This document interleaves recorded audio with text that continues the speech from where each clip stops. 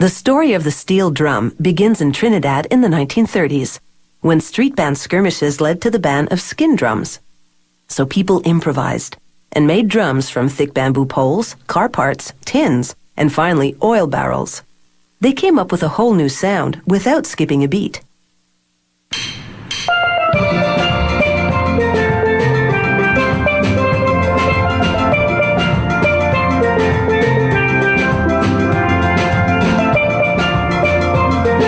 When people first started pounding on steel instruments, they inadvertently dented them. That's how they discovered that each dent produced a different pitch. So now steel drums are dented on purpose. To make a drum head, they cut a piece of steel into a circle. They weld a metal ring onto it, and then they position a metal shell or skirt on the ring and weld it in place.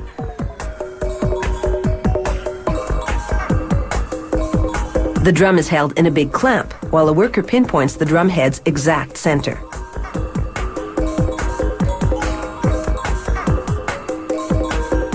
He places a measuring guide there, using it to mark radial lines from the center to the rim. Each line is 10 degrees apart.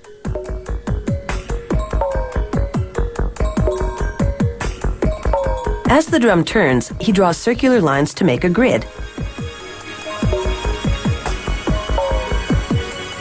Now he pounds the head of the drum with a pneumatic hammer, using the grid as a guide to ensure the work is done evenly. It takes 8 hours of hammering to transform the drum into a bowl-like shape. This is called sinking the drum.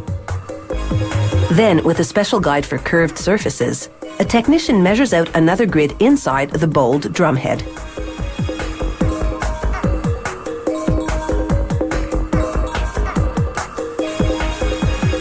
He outlines the notes that are about to be hammered out. In this case, a high B and an E. Then he hammers down the steel around each one to shape the note.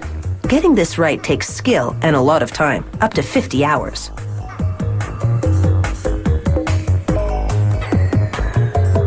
He trims the drum skirt to the correct length and tapes a stencil of the company logo onto the skirt.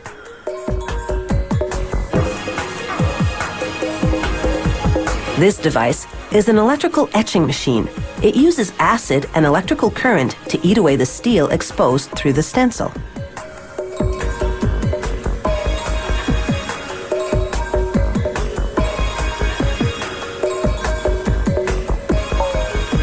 Now, a technician wields an ultrasonic thickness probe. She presses it against a note.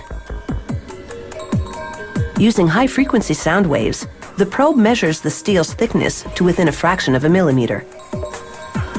She grinds down the notes where needed.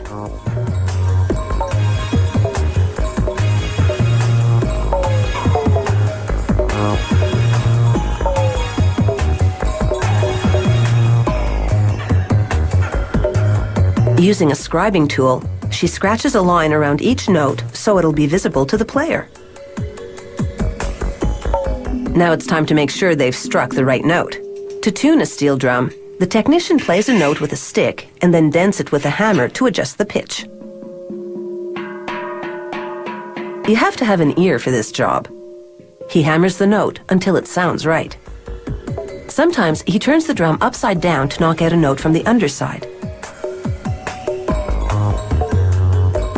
For the fine-tuning, he relies on an electronic tuner. A microphone delivers the sound to it, and the lines on the screen tell him if the note is in tune or not.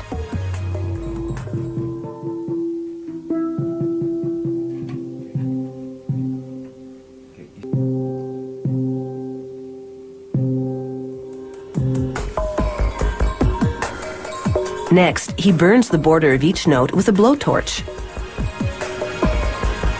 Then he cools it down with water. The process tempers the steel, making the notes more resonant. He tunes the drum again, checking for flaws.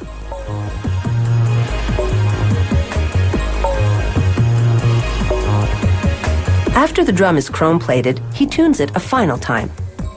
It's taken 120 hours to make this steel drum.